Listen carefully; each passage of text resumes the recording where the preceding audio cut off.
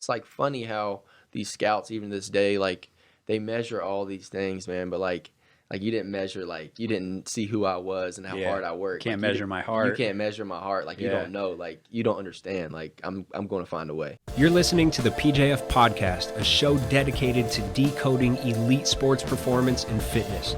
I'm Paul Fabritz, and I'm an MBA strength and conditioning and performance trainer. If you want to become superhuman, take your fitness, and take your sports performance to the next level, this is the podcast for you. Let's do it. All right, guys. Today we got a very special guest. My guy, McClung, is in the building. Thanks for being here, Mac. Oh, thank you so much for having me. Happy to be here. Yes, sir. So first of all, for people who don't know your backstory, like day one childhood stuff, like when did you first get into basketball? Have you had a basketball in your hand your whole life? Actually, I didn't like basketball my younger ages. I love football. My dad played football, so I wanted to be like my dad and play football. And about my 7th grade year, the head basketball coach for me, and he came up to my mom and he was like, Mac needs to play basketball because I was a decent athlete, and it was cool. The high school coach, you at a high school, it was cool that he approached me and wanted me to play, and I tried it, and I fell in love with it in about 7th grade, and I always worked really hard on plyometrics like we do, and I told my dad, I'm not gonna play football no more. I'm gonna play basketball. And Was he mad? he wasn't. No, he supported me, but I was like, man, like for real, like I want to be great. Like I don't want to be good. Like let's get a plan. Like I want to be special and all this. And he worked with me. He was there every day. We worked, and that's kind of how it all started. And I felt Where did you get that mentality from at such a young age?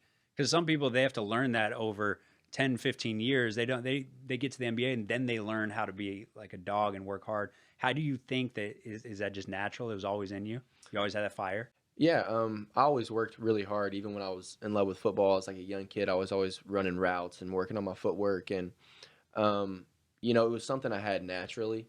But like we were talking about earlier, I didn't know how to work. Like I just knew I was when I started playing basketball. Like my dad didn't know anything about basketball, so I was like working really hard, and that's what gave me confidence. Obviously, like I was doing like dumb drills that didn't translate, but I knew like I'm in the gym when no one else is. Like Yeah. even if I'm doing something stupid, like I'm like, man, no one.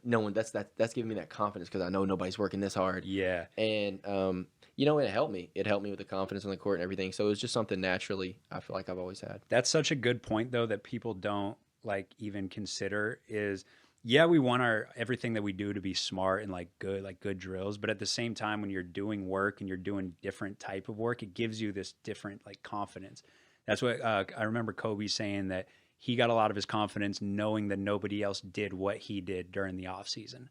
Like I prepared differently, and that's why I'm confident when I step on the court. So that's interesting.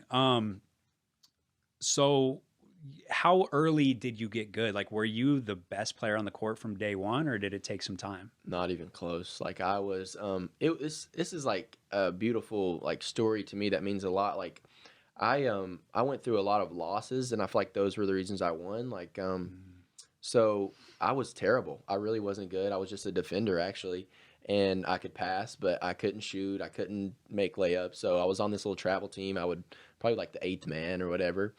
And the next year, I worked really hard, and I became like the 6th man and started some games. And then by the 3rd year, I'm the best player on the team. So it's beautiful, like seeing that growth of working hard and it coming true, and taking those little steps. But and then after those 3 years, I went and played on a good team, an AU team that colleges look at. Sat the bench the whole entire year, like just almost embarrassed, just sitting the bench. And I was at the Adidas circuit, and I just wasn't playing. And I remember the coach at the end of the year, he's like, man, you're probably going to have to find a new team next year, or you're going to have to get a lot better. And then I went on a team that was way better than them, and I started and became the best player because that fueled me so much. I was like, man, I got to keep growing. Like this guy doesn't know how fast I grow and how hard I'm going to work. And that's the beautiful thing about process and journey, losing, honestly. I tell people not to keep going or ranting, but like people are like, do you love to win or lose, or do you do you love to win or do you hate to lose more? Yeah, right. I think I love to lose more than anything because I love winning so much. Like Right. I'm just that much closer to that win, Yeah. when I lose, and I learn from those losses. But Yeah, I love that. So This is around what, freshman year? You're saying freshman, sophomore year? Yeah, around that freshman year. Yeah. So when did it all start to go viral? Because I remember the first time I ever saw you, you just came down the lane. It looked like it was in like some random open gym. And you came through the lane and like cocked it back 2 hands and threw it down. And I was like, what? Who is this guy? Like, I've never heard of this kid. When was that? Was that like sophomore year? So that was about the end of my junior year, the junior year summer. I actually wasn't playing much on that AU team either, so I had like a nice dunk, and just like you keep going up and then you take a step back. But no, that was when it all started, and it gave me like some momentum going into my high school years, and I had a lot of confidence in my high school team, and I felt like that year was going to be big for me, and I was lucky the cameras were there to kind of catch everything I was doing, so everything I did was on social media the next day. Did it feel like that was like an overnight success type deal? Because, people talk about like you worked so hard to get to that point. Like people didn't see what you were doing in the garage with your dad, and we're going to get to that stuff. But like you've been working, and then all of a sudden a camera shows up, captures a dunk, and then you're on SportsCenter, you're on Overtime, you're on Ball is Life. Did it feel like it was like, okay, I'm unknown, nobody knows me, to all of a sudden the whole world knows me? Yeah, it's weird. I never looked at it that way. I think I'll always feel like I haven't arrived. Like, and even when everything was, as a little kid, you want to be on Ball is Life. You know what I mean? Yeah. Especially my era, I was like, man, I just need a Ball is Life mixtape so bad. And, I got it, and I was like, man, I feel like, I got to get better at this. I didn't like the way this looked. And, I kind of took it for granted. Like, it was a really cool moment that everybody was watching me, and I didn't understand being where I was from. I didn't understand people were, like, really tuning in. I'd see the views, but, like, I didn't understand, like, when I would go places, people would be like, oh, I saw you. And I'm like, oh, man, people are watching what I'm doing. Yeah. But, no, I've never felt like, like I've arrived, or this is good, man. You know what I mean? Yeah. So that's a good thing for success, is like any accomplishment. It's like, well, what's next? Mm-hmm. That's what all the greats, like the Kobe's, they all have that, where it's like, it doesn't matter how much they accomplish. There's always a next thing. Not necessarily the best for like happiness, because like you accomplish something that no other kid, 1%, less than 1% of the world is going to accomplish it. You're this viral sensation. And it's like, from a happiness standpoint, it's nice to take a step back and appreciate that. Be like, look how far I came. But some people get satisfied. It's like the NBA player who gets to the NBA and that was their goal, and I got paid, and you're satisfied. It's like, what's next? So it is good to have, from a success standpoint, it's good to have that chip on your shoulder, and there's always like one more level to accomplish. Yeah. So that's around junior year, you start going viral. Where are you at? Are you on the ranking boards yet? Are you on top 100? Yeah, no, I'm still ranked like 300 or something. So that's where my focus is. Like, everybody's like, oh, you're on the internet, you did this cool dunk. I'm like, man, I'm ranked 300. Like, that's disrespectful. Mm-hmm. Man, I got to keep going. And even my senior year, when everything was like crazy, like it was a blur how crazy it was. And it was still, I was like ranked 300. I was like, man, like why is this so disrespectful? Like, why are they not respecting what I'm doing? And there's a lot of excuses, but I was like, man, that's not going to affect me. I'm going to keep getting better. Yeah. That's dope. Because you were getting buckets too. It's not like you were just like dunking. You're not some like warm-up dunker. Weren't you like one of the leading scorers of all time at that school or in your state or something like that? I think I'm the leading scorer at my school. At the state, I broke the record for the most points in Virginia basketball history, and then it got broke this year actually. But yeah, no, it was a great season. But I feel like, it was just, I was looked at a certain way, and that was my stigma. Yeah. I just was like, okay, cool. Yeah. Well, how much of that is like, well, he's 6'2", he's a 6'2" white guy. Like, do you feel like that played a role at all? Or was it just like a peer exposure? Like, I'm not on the right stage, I'm not at the biggest tournaments. Like, what do you think that is? Maybe a mixture of both, I think. Yeah. Definitely a mixture of both. I also needed to grow in ways. Like, I can't lie, I needed to be a better playmaker and stuff. But it's like funny how these scouts, even this day, like, they measure all these things, man. But like you didn't measure, like, you didn't see who I was and how hard I worked. Can't measure my heart. You can't measure my heart. Like, you don't know. Like, you don't understand. Like, I'm going to find a way, Right. And it's just like they never respected that, I feel like. Yeah, that's real. Then what did the recruitment process look like? Do you start getting offers like junior year or senior year? Yeah, I think I had my first offer at my end of my sophomore year. And it was kind of the same situation. I had only low major offers, Division 1, which is not a problem. That's still a big blessing. But I knew I wanted to play in like a high major conference. I felt like I was good enough, and I was waiting and waiting, and there's like, you're not high major. And I went to Georgetown, and I went to an open gym. I don't even know if they knew I was there, and I killed it. Like, it was like one of my best performances I've ever had. And Coach Ewing brought me over, and he's like, "Hey man, we want to offer you a scholarship, and we really like you." And he ended up coming to my house, and Rutgers offered me, and so I had those 2 high major offers, but that was it. Those were the only schools that offered me that were high major. Wow, that's crazy. So, okay, you finish high school. I remember you did make some of those like All-American teams. Like you did, what was it, the Iverson Classic? Yeah. Did you do it like the Ball is Life as well? Mm-hmm. Yeah. So do you feel like those were big steps? Like finally people are putting me on the stage with the other 20 best players? Yeah, I almost looked at it like people wanted to see more than oh, he deserves it. I felt like, I had a lot of views, so Ball is Life was like, hey, we want to put you up. But I really appreciated the Allen Iverson Classic because, he was very good to me, and he was like, I want to give you this chance to, show up. Everybody's probably there like, man, like, we're cool. And like, man, I was like, man, I'm on a mission. Like, I'm coming after all y'all. Right. But yeah, that dunk contest was crazy. Yeah, that was a lot of fun. Yeah, you killed that dunk contest. Did you win the Ball is Life dunk contest too? I won the Ball is Life one. You won both? I actually didn't win the Allen Iverson one. Oh, you didn't? Kevin Porter won it. Yeah. Oh, okay. Yeah, that some of the craziest dunks, man. That was wild. Do you ever look back at like your high school mixtapes? Does that motivate you?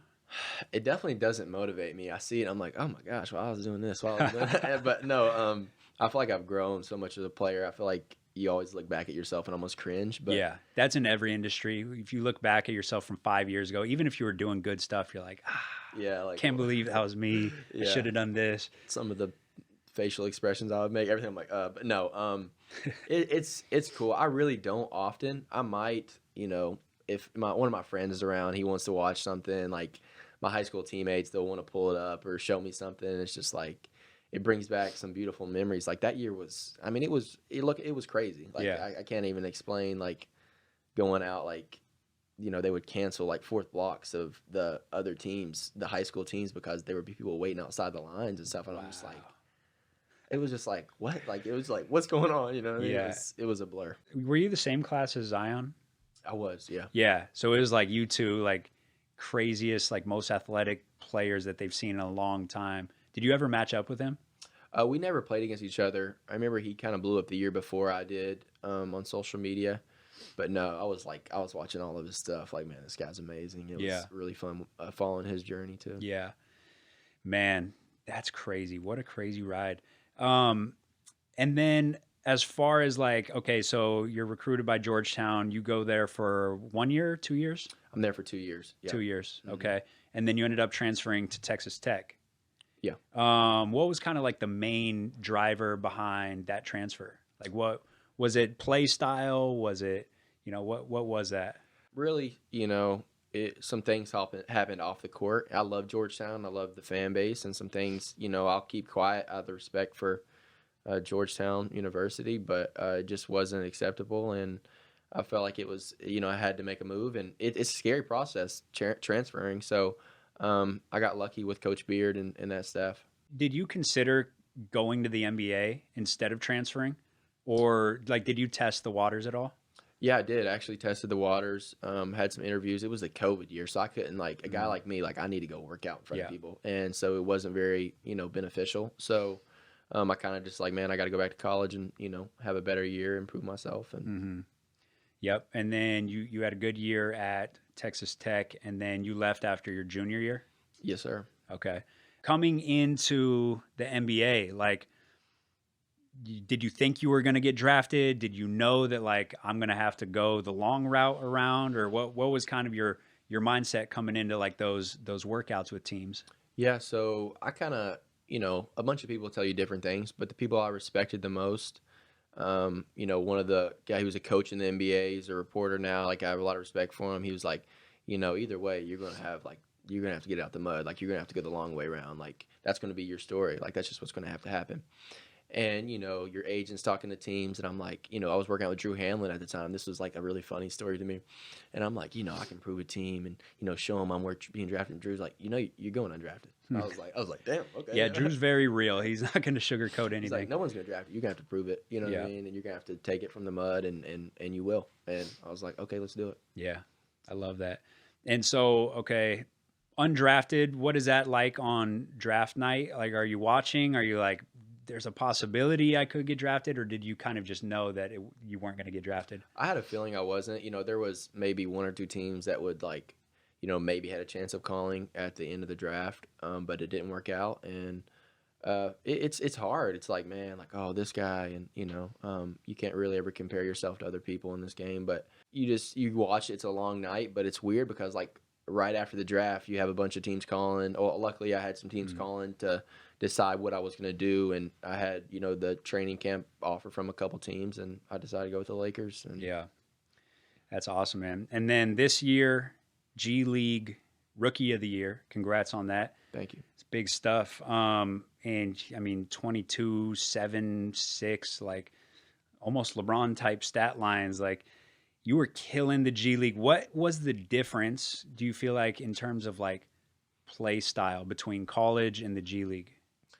There's a lot more spacing. The game slowed down a little bit. There's so many great players in the G League. I try to, emphasize that as much as I can. But I think really it was a personal thing for me. I just approached the game mentally a lot differently. I grew a lot mentally. And I just started playing as a point guard. I'm like, I'm going to be a point guard first. And then the points just started coming. It was just like, every game I go into, I'm thinking about, passing and rebounding. And then like the points just started flowing in with my aggressiveness. So I feel like that kind of really helped me and, take another level up from where I was last year. You shot the ball really well this year. And I think a guy as explosive as you, when you shoot well, the defender now has to make a decision. Do I stop the shot, or, do I get blown by? And so I feel like you had so much space in the lane. Your blow-bys, it was like, it's at me watching the way that I perceive it. It's like as soon as the defender realizes that you're driving, it's like too late. It's like you're just so fast off the dribble. And then you have so many finishing options because you can dunk, but really like a big part of your superpower is up and unders, floaters, extension hooks. Like you have all those different finishes. So I feel like that helps you. And then this year I saw you make that leap as a passer and being able to see the whole floor. So that was impressive to watch. And then you got a call up for the Bulls, right? Mm-hmm. But didn't really get much minutes. Scored, got a bucket. Hey, you got your bucket. I really enjoyed my time there. It was a great organization, and all the players were great, and the coaches. So it was definitely a positive, and I'm lucky to have that experience. Yeah, and then at the end of the season, you got called up to the big squad with the Lakers. And what was that experience like? It was weird because I was so invested in the South Bay, the G League team, and we just lost like 2 days before. And my agent's like, well, just stay around, just stay around. I'm like, after season, you kind of want to not shut down, but you kind of want to have a mental break. But he was like, the Lakers talking about maybe bringing you up, putting you on a two-way. And I was like, okay, let's stay in the gym. So I went to the gym the next day after the loss and got ready, stayed ready. And I think it was like a weird timing, like late at night. I was waiting all day, like each day. And then, he's like, yeah, they're going to give it to you and you're going to play tomorrow. And I'm like, okay, cool, dope. And it was great, man. I feel like all the guys up there were super proud of me for what I did in the G League, and that was really refreshing to know that they, keep up with us. And it was great, man. I'm really appreciative that the Lakers did that. Yeah, that's awesome. And then being around, one of the GOATs, LeBron, like, are there things that you picked up on or just watching his work ethic? Or is there anything that you kind of took away from that experience so far of being around LeBron? Yeah, I'm not going to front like I've been around LeBron a lot, but I was there around him in preseason and a little bit, we're in the same facility. So he's just an elite individual and a good human, man. I think he's so smart too. He was so inspirational to me about the X's and O's and how he would talk in film room. And I tell the story where it's like we're in there for a long time. And, after a while you're like, oh man, like more film. And he's like super engaged, him and Rondo. I love Rajon Rondo. And just seeing how consistent he was each day in the gym before everyone, lifting weights. I'm just like, man, this guy's elite. Like, this is why he is who he is. So that was special for me to take another step as well.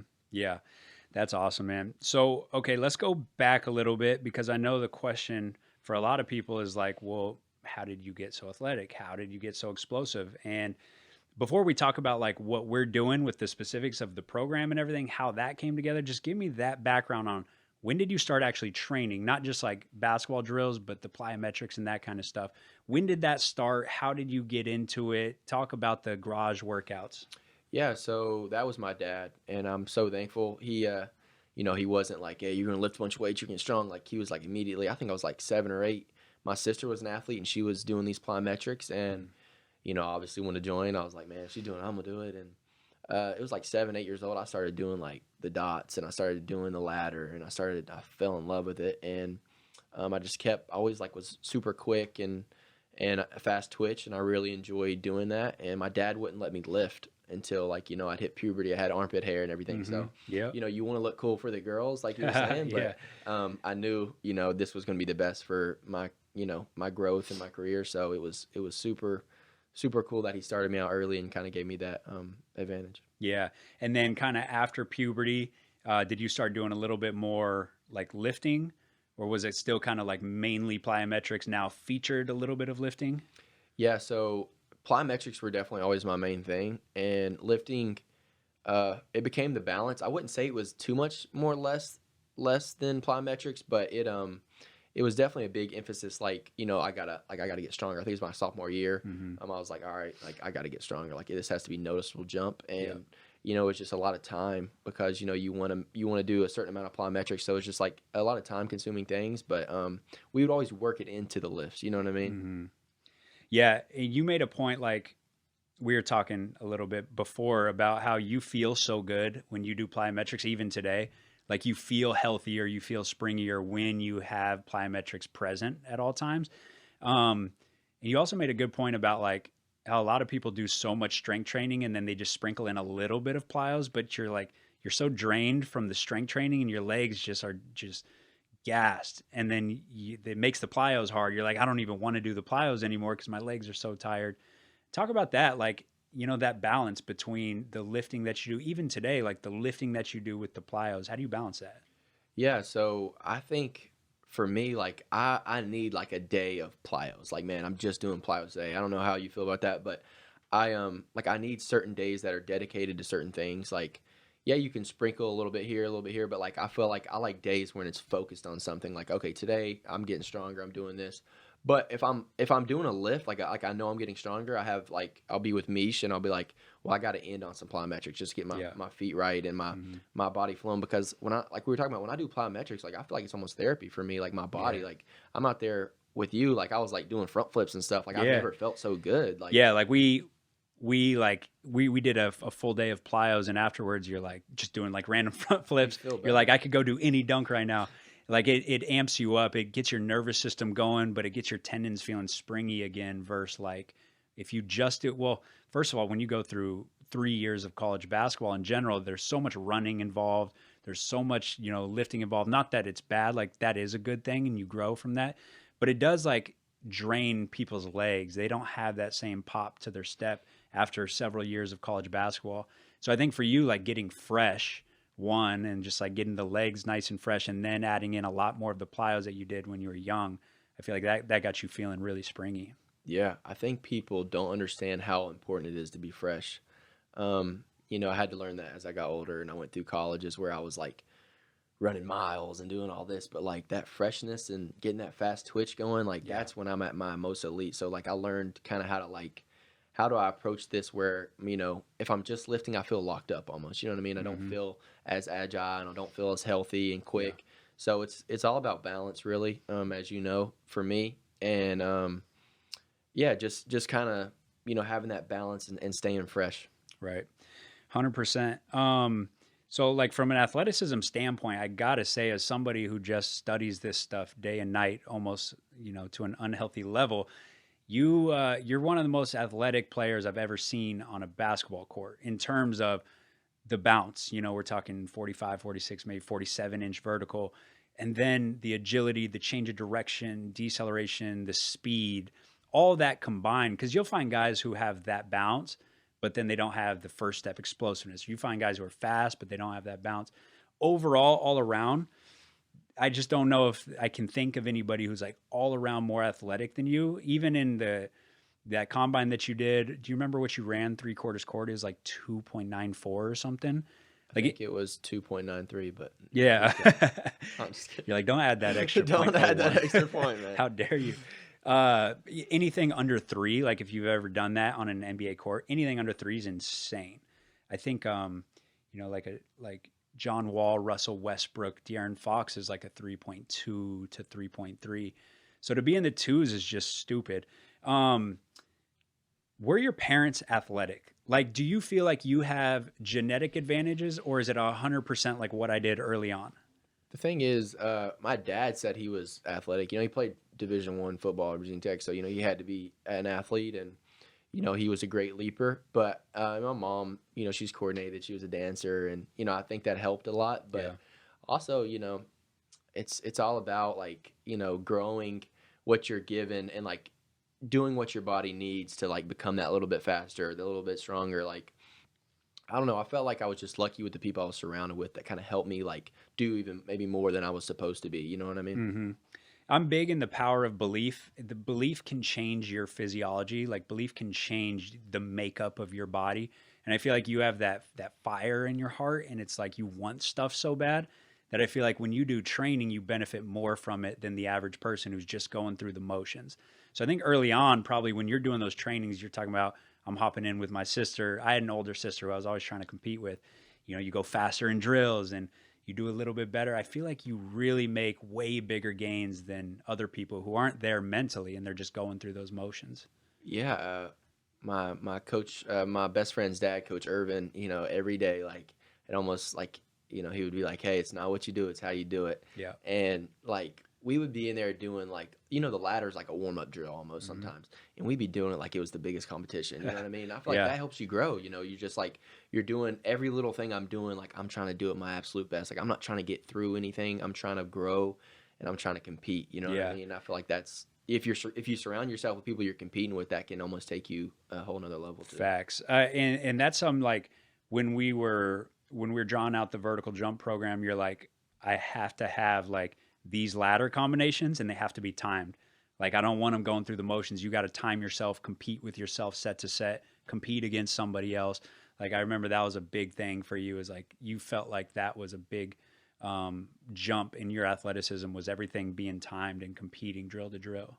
Mm-hmm. Let's talk about, how did this come together? So you're like, hey, I made this huge transformation. I feel like a lot of other kids could benefit from this.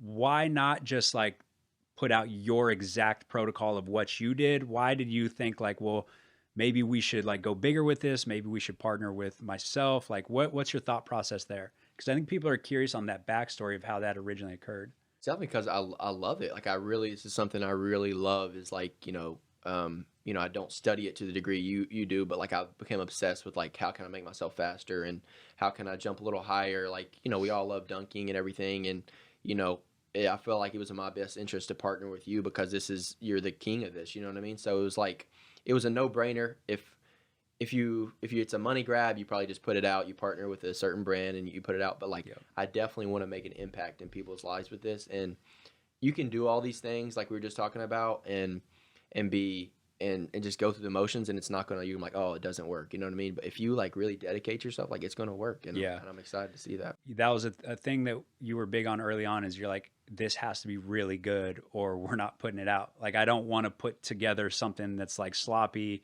I don't want kids getting decent results. Like we want to see real results. And it's got to be good in order to put it out. So that was very smart on your end, is like, okay, you have the intuition of like, this is what worked for me. This is what I feel. But like, I have the scientific side, and I'm a coach, so I can coach people through the drills and build the progressions. And that's why that partnership worked out so well.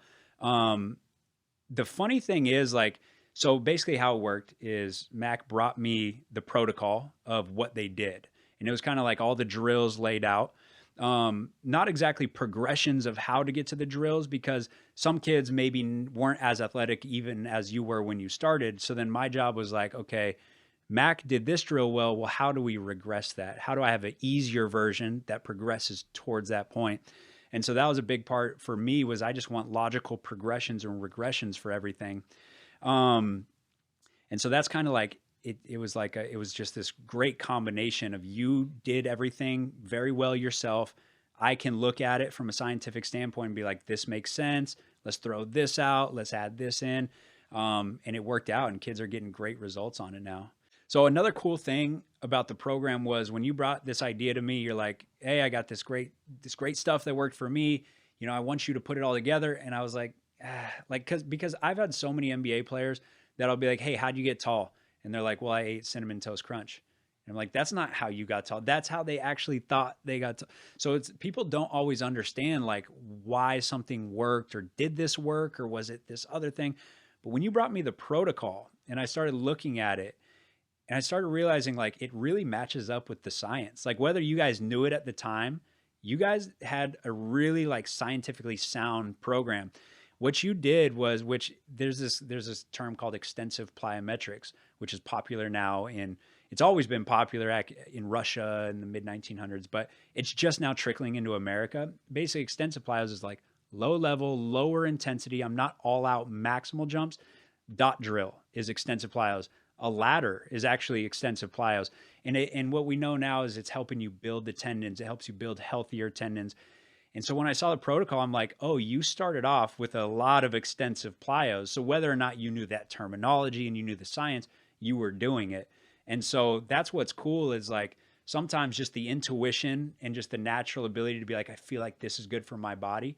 It actually matches up with what the science has proven as well.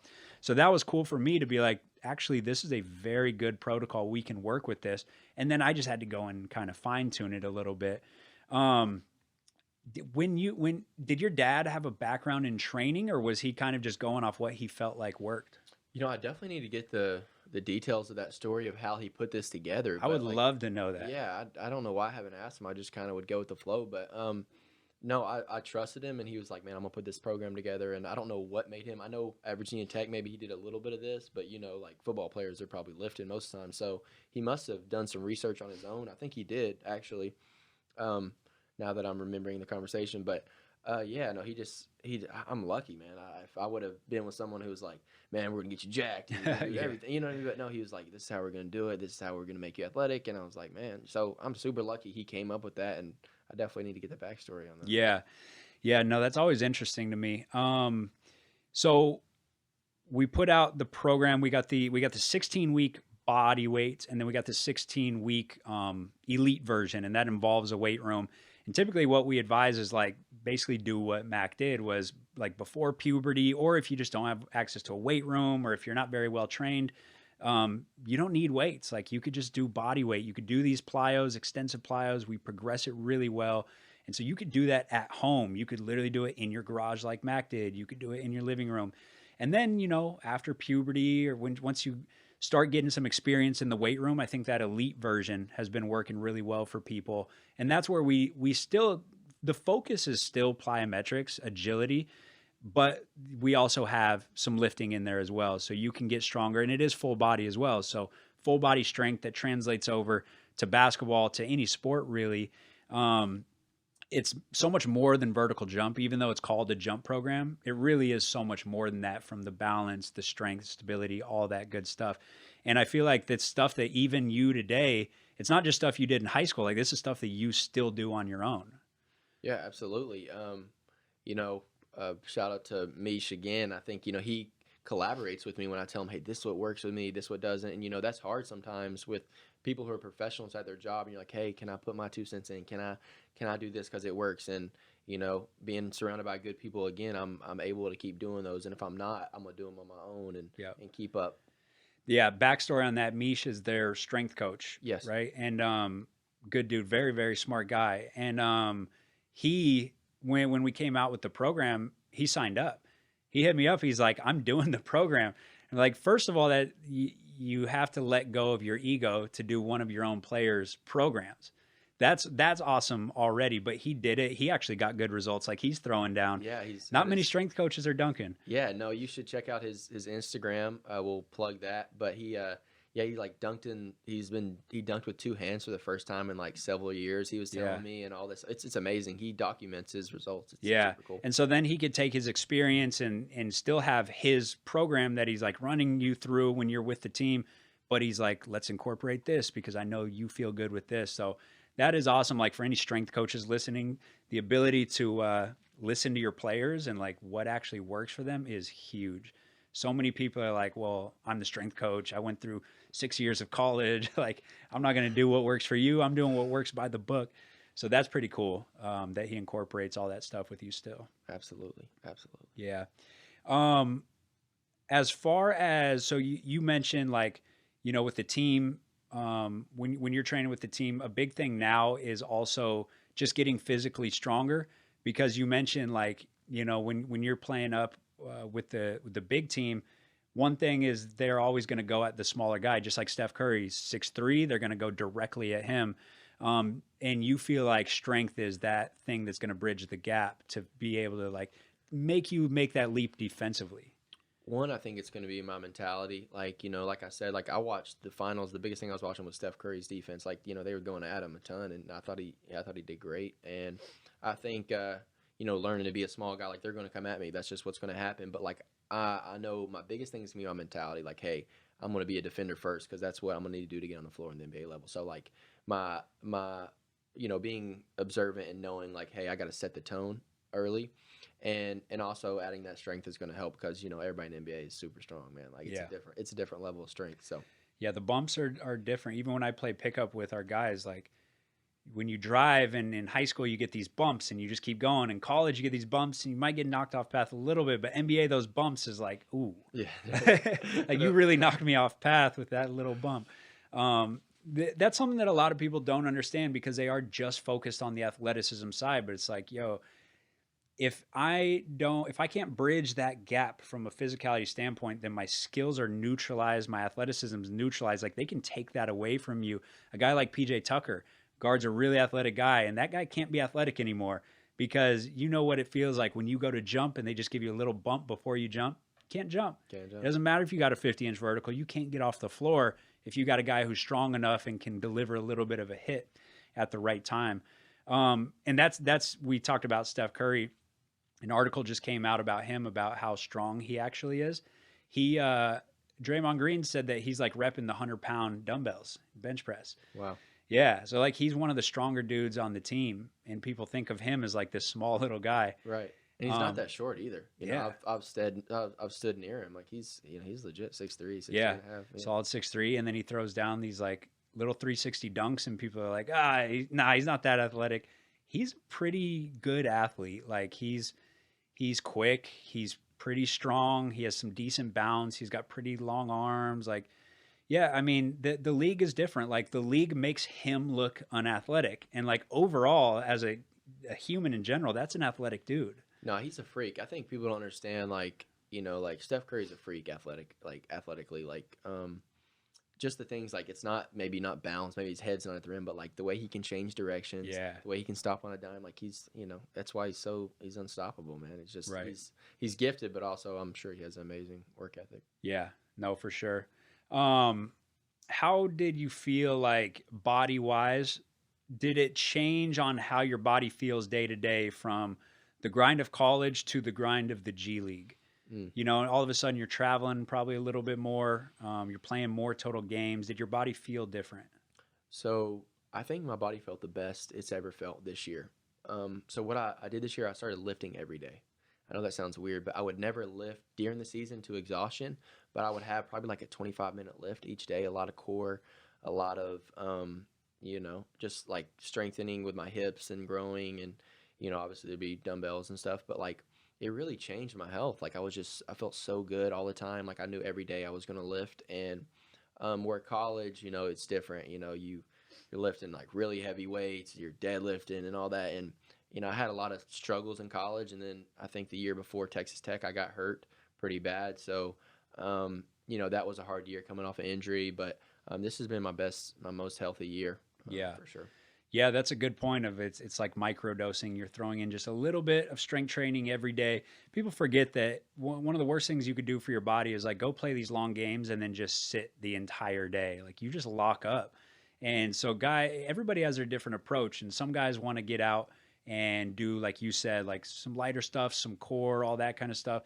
Some people can get by with doing squats, whatever it is, but movement, like you got to have movement, whether that's through like heavier lifting or and you don't want to kill yourself with heavy lifting, but whether that's through traditional lifting or like Steven Adams, one of the strongest guys in the NBA, he does like these weird like farm style workouts, like Turkish kettlebell get-ups, where you like lay down on the ground and stand up with a kettlebell. Yeah. Like non-traditional stuff, but that's how he gets his movement. That's how he stays strong. So everybody kind of has these different approaches, but that's what I found is the guys that feel really good throughout the season, they're pretty much doing some sort of movement and lifting like every day, even if it's just a little bit.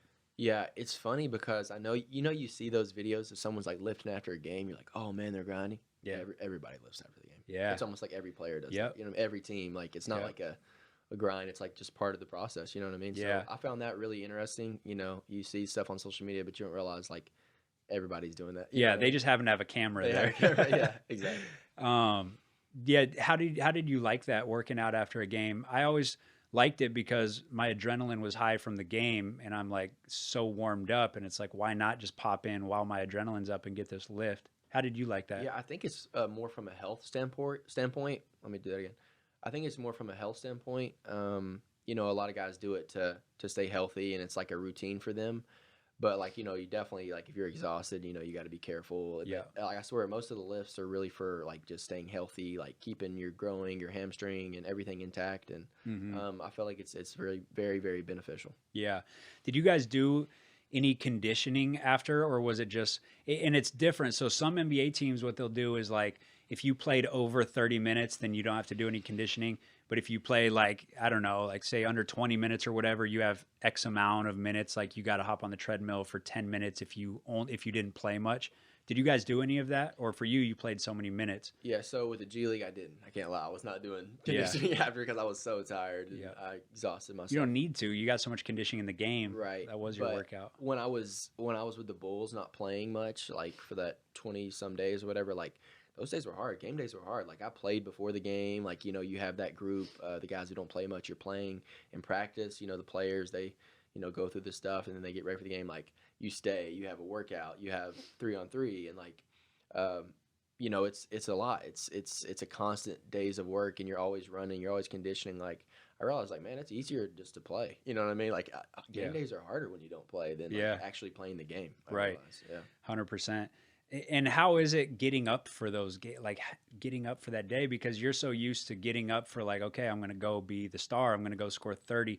How is it like waking up in the morning and being like, I got to get myself mentally there. I got to be sharp, knowing that I might not play today. Like, where does that motivation come from on that day? It's just staying in the process for me. Like I have desires and intentions to be successful in this league. So I know that like every day I'm keeping ready on the bench. Even if I know I'm not playing, I'm gonna be in my head like, man, he might put me in right now. Like I'm ready to go. I'm ready to, I see how the game's going. I see the flow. This is what needs to happen. So like as a competitor, I feel like you just got to stay ready. You know what I mean? I feel like, you drop your ego when it comes to playing time. Like I'm ready to help the team whenever. And I feel like that's what maybe will give me that jump at some point. But you just got to stay ready, man. And it's a blessing to be in this league. It's a blessing to have teammates, the superstar teammates that you have and you can learn from. So you just look at it as a positive, and your time will come. Yep. 100%. What are some things that you're looking to work on, like skill wise? Is there anything that you're trying to level up on this off season? Just grow as a point guard. I feel like I made a big step last season, and I want to take an even bigger step as a leader, as a communicator.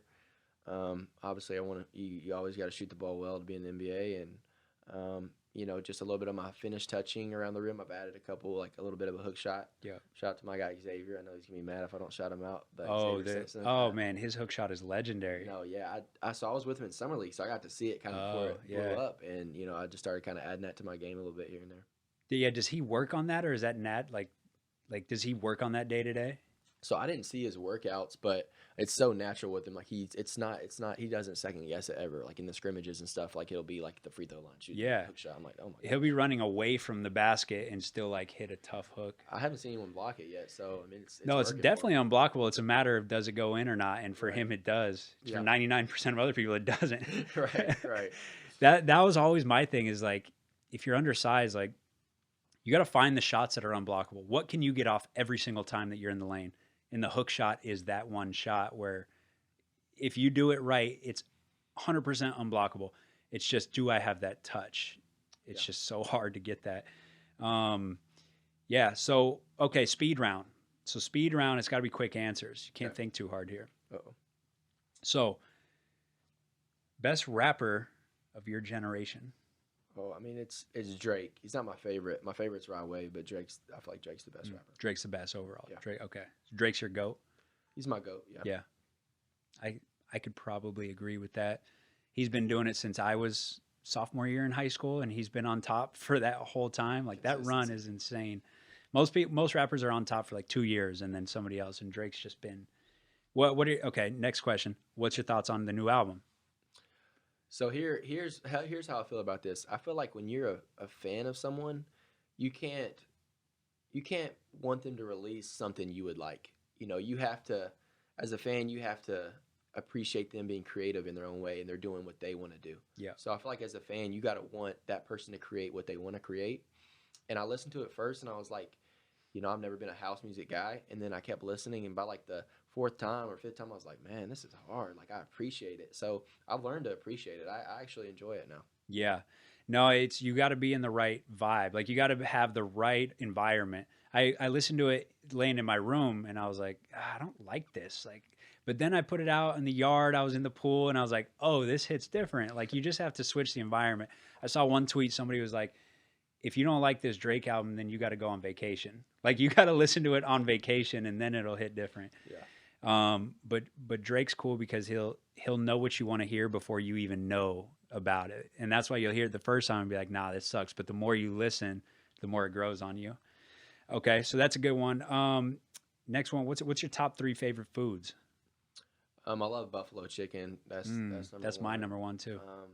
If we're talking about like bad foods, like a little snack, like I love like chips and queso, chips and salsa, and a good steak. I like a good steak. So buffalo wings, steak, and then enchiladas for me. Mm. So we got 2. I knew I liked you. Yeah, there we go. Okay, next one. Let's see.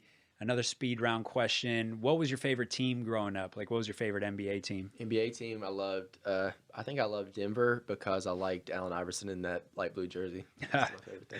Solid. When was your first tattoo? Ooh, I think I was as soon as that's maybe 17, 18. It was my grandfather's initials. Did you get any blowback from anybody, parents or anything? Did you have to sneak behind the scenes and get that tattoo? I don't think my dad talked to me for like 2 months or something. Really? Yeah. Oh, that's funny. Okay. Any more tattoos coming? I think I have a scheduled appointment actually tomorrow. Hey. It's not visible. I'm getting like a small hidden one. But yeah, all my tattoos mean a lot to me. Even the ones I'm like, man, why'd I get that? I'm like, it's a certain point I felt that way in my life. And I actually just got a half an arm sleeve, which I was like, I'm never going to do. And I got that during the season, and all of it means the world to me. Yep. Favorite basketball shoe of all time? I would say it's hard. For playing. Like, what do you want to play in? Right now, I'm into the Kyries right now. Kobe's for sure. Yeah. See, I go performance Kobe's. Okay. I think Kobe's are the best. Like Kobe, what are the snakeskin ones? That's the sixes. Sixes. I just can't even buy them right now, man. Yeah, you can't find them. What am I gonna do? Yeah, I know. $1,000 for a pair of shoes. I know. But that from a performance standpoint, that was always my favorite because they're like low to the ground, they're light, but there's like just enough stability. I always felt like that's a good guard shoe. Yeah. LeBron's is like a good big man shoe. Yeah. Like it's a bigger, I don't know. Okay, last couple questions. Let's see. What's a good speed round question? What is your best talent outside of basketball? Ooh, man. I don't know Hidden talent. talent. I don't know if I have a hidden talent. I have a lot of loves. Like I love, I'm starting to love fashion, music. I love music so much. Like I want to be in the music or film industry after after basketball. Those are my favorite things.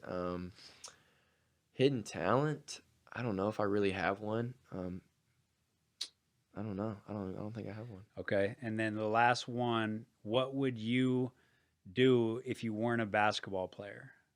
Yeah, I think I would definitely be in film or music. I don't know what I would be doing because I can't sing, but I just love music so much. I'd find a way to be a part of it. And I love, I would love to produce films and, be a director or something one day. Yep.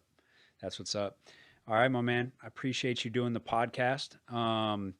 We got to go. We would love to keep talking to you guys, but we got to go do an actual workout. This man has a real job, and we got to go get some work in. So we might put out some of those videos from his workouts. We'll see. But as always, check out pjfperformance.net. Click the drop-down menu. Click McClung program, and check that out. We got the 2 different programs. Again, the body weight, do from anywhere.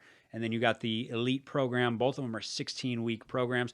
It's actually a good thing to do. You could do the body weight first, then move in to the elite, and that gives you 32 weeks of progressive training. Any last thoughts, Mac? Thank you so much for having me, man. I appreciate it. Let's get some work.